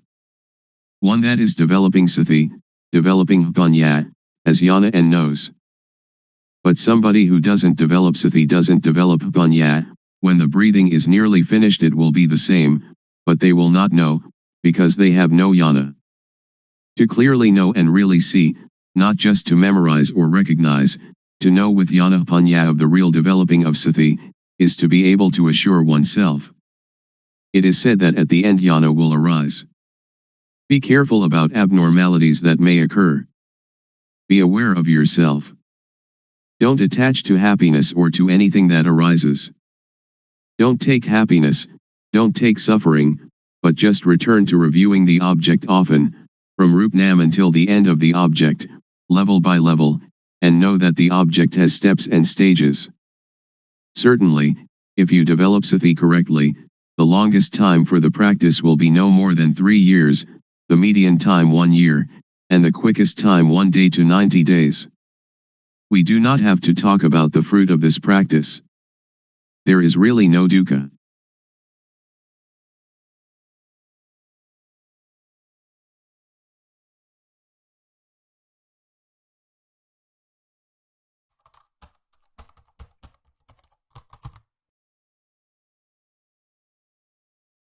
May all beings be at ease. Whatever living beings there may be,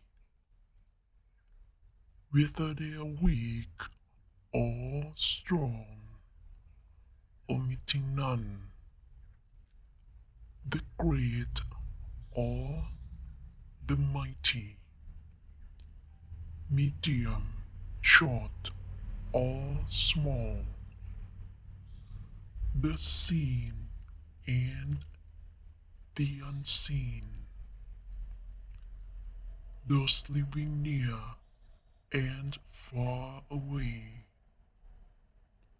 those born and to be born. May all beings be at ease.